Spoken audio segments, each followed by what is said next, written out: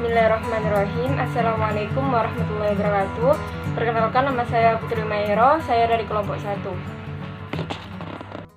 Assalamualaikum warahmatullahi wabarakatuh. Perkenalkan, nama saya Muhammad Hussein. Saya dari kelompok 1 mata kuliah ulum hadis. Nomor saya 1211208. Di sini saya akan mempresentasikan tentang konsep dasar hadis yang diampu oleh Bapak Iskari. Baik, yang pertama saya akan menjelaskan tentang definisi hadis. Definisi hadis di sini banyak sekali artinya. Yang pertama, al-jadid, artinya itu yang benar, lawan katanya al-qadim, artinya yang lama. Dan arti ini menunjukkan adanya waktu dekat dan singkat. Yang kedua, al-thariq, artinya jalan, yaitu jalan yang ditempuh. Yang ketiga, al-khabar, artinya berita. Yang keempat, al-sunnah, artinya perjalanan.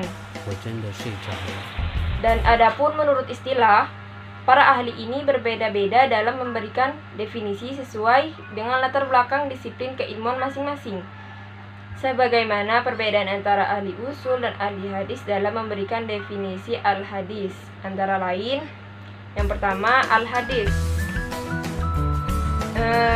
Dari definisi tersebut dapat kita mengerti bahwa hadis ini adalah meliputi biografi Nabi Muhammad SAW, termasuk sifat-sifat yang melekat padanya, baik berupa fisik maupun hal-hal yang terkait dengan masalah psikis dan akhlak keseharian Nabi, baik sebelum maupun sesudah terutus sebagai Nabi. Itu adalah hadis menurut ahli hadis. Yang kedua, ahli usul. Ahli usul di sini berpendapat bahwa hadis adalah segala sesuatu yang bersumber dari Nabi SAW, baik ucapan, perbuatan maupun ketetapan-ketetapan Allah yang disyariatkan kepada manusia. Lain halnya dengan ahli fikih. Hadis ini dipandang sebagai suatu perbuatan yang harus dilakukan, tapi tingkatannya tidak sampai wajib atau fardu, sebab hadis masuk ke dalam suatu pekerjaan yang status hukumnya lebih utama dikerjakan. Artinya suatu amalan apabila dikerjakan mendapatkan pahala, dan apabila ditinggalkan tidak dituntut apa-apa. Akan tapi apabila ketentuan tersebut dilanggar, maka akan mendapatkan dosa. Dengan demikian, maka hadis memiliki kesamaan arti dengan kata sunnah, khabar, dan athar. Terus di sini juga ada yang ketiga, contoh dari hadis Nabi Muhammad SAW.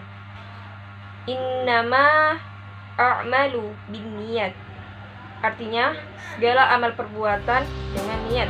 Hadis riwayat Al-Bukhari dan Muslim. Yang kedua, pengertian sunnah. Sunnah secara bahasa berarti as-sirah al-mutaba'ah, yang berarti jalan yang diikuti. Setiap jalan dan perjalanan yang diikuti dinamakan sunnah, baik itu jalan yang baik maupun jalan yang buruk. Adapun sunnah menurut istilah para ahli hadis adalah segala sesuatu yang dinukil dari Nabi SAW, baik itu ucapan, perbuatan, persetujuan, sikap fisik, kepribadian maupun perjalanan hidup, baik itu sebelum diutus maupun sesudah diutus. Jadi sunnah itu adalah segala sesuatu yang dinukil dari Nabi SAW, baik dari ucapannya, perbuatan, sikap fisik, kepribadian maupun perjalanan hidup yang ada pada diri Nabi SAW. Yang ketiga, perbedaan antara hadis dan sunnah. Di sini menurut perspektif ahli hadis, hadis adalah sesuatu yang diriwayatkan dari Nabi SAW setelah kenabiannya. Jadi hadis itu adalah sesuatu yang diriwayatkan dari Nabi SAW setelah beliau itu diutus menjadi nabi.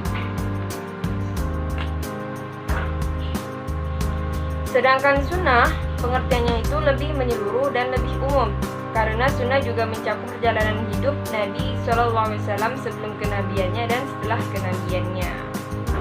Baik, selanjutnya akan dijelaskan oleh teman saya yang bernama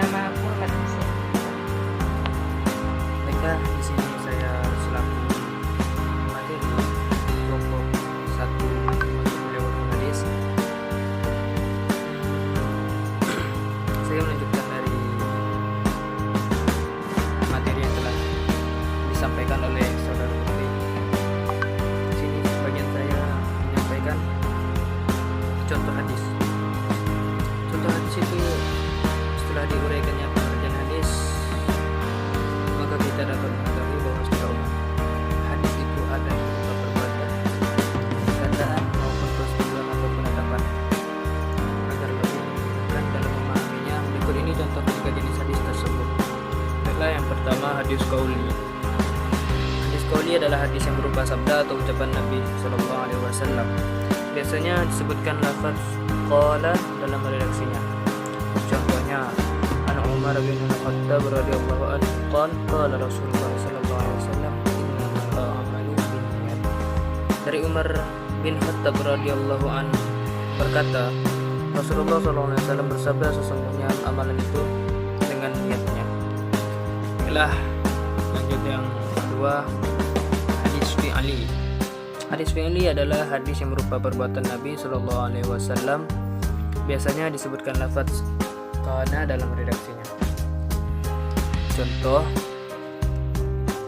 hadisnya yaitu an Aisyah qalat kana Rasulullah sallallahu alaihi wasallam yusalli qa'iman wa qa'idan fa idza iftataha as-salata qa'iman raka'a qa'iman wa idza iftataha as-salata qa'idan raka'a qa'idan.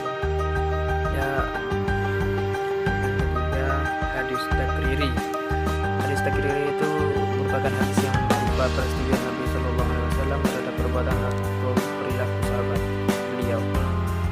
Contoh,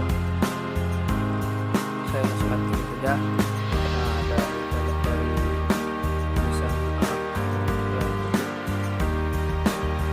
dari Mukhtar bin Fulful, ia berkata, aku bertanya pada Anas bin Malik tentang sholat sunnah setelah asar. Maka ia menjawab, dahulu Umar memukul tanganku karena aku sholat sunnah asar, dan dahulu di zaman Nabi Sallallahu Alaihi Wasallam kami sholat 2 rakaat setelah terbenam matahari sebelum sholat maghrib. Lalu aku bertanya padanya, apakah Rasulullah Sallallahu Alaihi Wasallam melaksanakan sholat itu? Anas bin Malik menjawab, beliau melihat kami melaksanakan sholat itu, dan beliau tidak memerintahkan dan juga tidak melarang. Masuk ke pengertian khobar. Di sini khobar secara bahasa seperti an-naba yang berarti kabar atau berita. Adapun secara istilah, khabar ini semakna dengan hadis dan memiliki definisi yang sama dengan hadis. Namun, menurut pendapat yang lain menyatakan bahwa khabar ini lebih umum daripada hadis. Sehingga definisi khabar adalah segala sesuatu yang disandarkan kepada Nabi Shallallahu Alaihi Wasallam dan juga kepada selain beliau. Syekh Utsmain mengatakan, al-khabaru ma udifu ila Nabi Shallallahu Alaihi Wasallam wa ila ghairihi. Khabar adalah segala sesuatu yang disandarkan kepada Nabi Shallallahu Alaihi Wasallam dan juga disandarkan kepada selainnya. Masuk ke pengertian atsar. Atsar adalah atsar itu secara bahasa berarti baqiyatul asyai, yang berarti sisa dari sesuatu atau jejak. Adapun secara istilah, atsar adalah ma udifu ila sahabi awit tabi'i, yang mana artinya itu segala sesuatu yang disandarkan pada sahabat atau tabi'in. Ada kalanya atsar juga didefinisikan dengan segala sesuatu yang disandarkan kepada Nabi Sallallahu Alaihi Wasallam. Namun biasanya penyebutan disandarkan dengan redaksi dari Nabi Sallallahu Alaihi Wasallam. Baiklah, kesimpulan dari presentasi yang telah kami sampaikan. Tidak ada yang membenarkan hakikat sebuah kebenaran, karena semua kebenaran itu hanya milik Allah Subhanahu wa Ta'ala.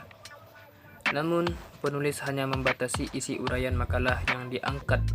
Antara lain ialah hadis terbatas pada perkataan, perbuatan, takrir yang bersumber pada Nabi Sallallahu Alaihi Wasallam. Sedangkan sunnah segala yang bersumber dari Nabi Sallallahu Alaihi Wasallam, baik berupa perkataan, perbuatan, takrir, tabiat, budi pekerti atau perjalanan hidupnya, baik sebelum diangkat menjadi rasul maupun sesudahnya.